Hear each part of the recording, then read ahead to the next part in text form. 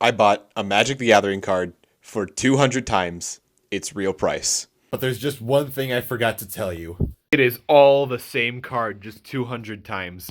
I will make $1,000 profit from this. And I know what you're saying, but Noah, that card only has a market average of 10 cents and there's thousands of them available. Well, let me explain real quick before I have a stroke. Okay, so here's how you make the big money in life. There are only 4 ways that you can make money in life, and there's no others. The first of which is you can get a job. So a job is like you go to an office and then you walk down, you sit down, and then your soul slowly burns away for 8 hours, and then you go home and you do it again.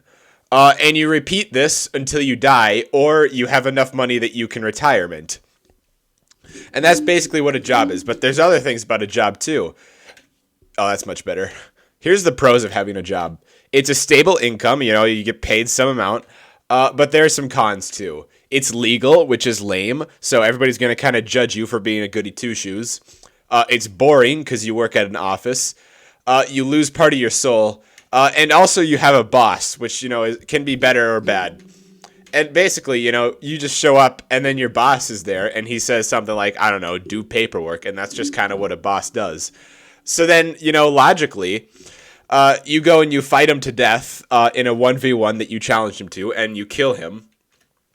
And, now the police are after you because you killed your boss. So, this isn't great. So what do you do after that? Then you go from Brazil all the way to the U.S., and you move there, and then you make a YouTube channel called Magic the Noah. Anyways, that's why a job just isn't a viable option. It just doesn't work. The next thing you can do to make money in life is you can trade stocks. So stocks go up and down, but if you buy it when it's down and then you sell it when it's high, you can stand to make the really big money. But sometimes what happens, you invest in mac and cheese company and then stock goes down for no reason. See, stocks don't really go up or down for any reason. They just kind of do it. You just have to guess which ones are right.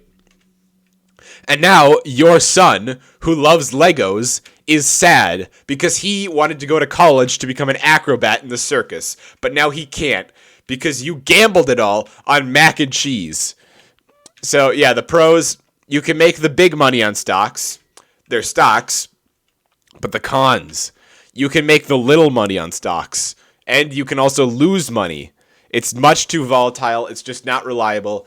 Anything that's like based on stocks or anything like that, it's just not safe. You can't trust your money with it. It's impossible.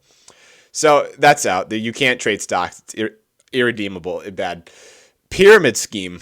So this is like Vector from Despicable Me and the pyramids. And then you steal the pyramids and you make them your own. And you can just kind of make money that way.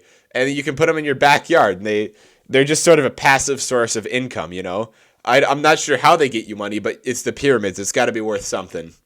This is called getting vectored when you take the pyramids. All right, so pros.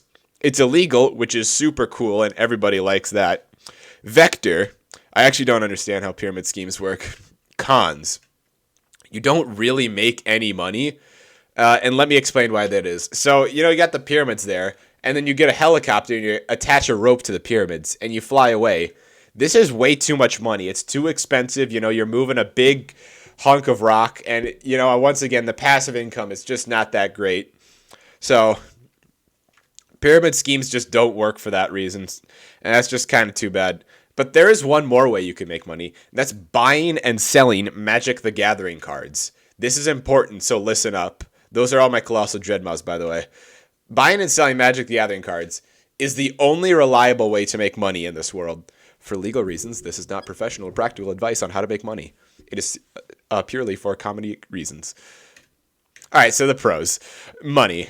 You get to have cool Magic cards too, which is always that's probably worth even more than money, honestly. Cons. None. There's absolutely no downsides to investing all of your money into Magic the Gathering cards and buying them in hopes that the prices will go up. So that's just sort of brings me to my next point. You see a Magic card like this, it's just like stocks. They're the same thing. There's literally no difference between Magic the Gathering cards and stocks. See, stocks go up and down, and who knows if they go up or down. Like, for example, Hasbro stock, which goes down because they make horrible company decisions and they have no idea what they're doing. despite the fact that everybody tells them what they're doing is wrong, but then they literally double down on it. And they're literally given free advice by literally everyone. And I mean like experts, their community, literally everyone gives them the same damn advice, but anyway, so you have a card like Jin Gitaxis, and you see his price goes up and down, just like the stock that I showed you earlier. Okay, so now with this knowledge in Vine, we take a card like Fist of Suns. Let's say we invest when the market is like this. And then bam, it spikes up and we sell it. And we make the big money. And now we're pretty much risk. And it goes down a little again. But, buy low, sell high. If you just make sure you buy when it's up here, sell when it's up here, and, buy when it's down there, you make the big money. And that's just kind of money. So stocks, you got the number of shares. But with Magic the Gathering, you have like the number of cards.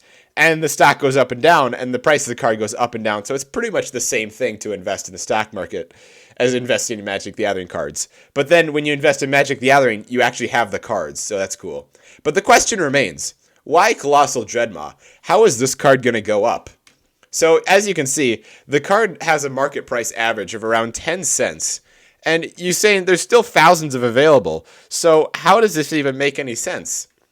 It is the strongest card, I believe, and it will go up in price because it is very strong. It may be 10 cents now, but I assure you it will go to $1,000 in roughly 3 days. I base this claim on literally nothing other than I want it to be true, so I'll simply believe it. All right, literally 0.1% of viewers are subscribed. If you can subscribe, it's a big help. All right, thanks.